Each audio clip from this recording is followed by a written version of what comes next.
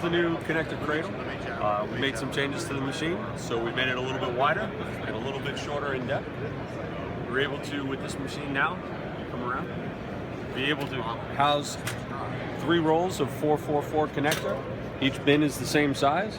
In order to load the machine, you've got a flip top on the table, make it easy to put your roll in and out.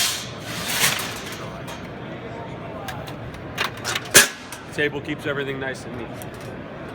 One of the other features of this machine is that it takes the coil set out with the new straightening tool, and it's got a sled that grabs the fabric under and pushes it, guides it up through the shear.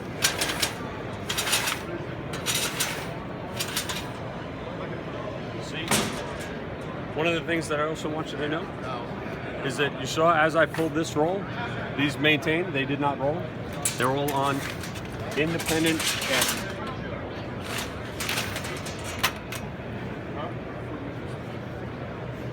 Safety first.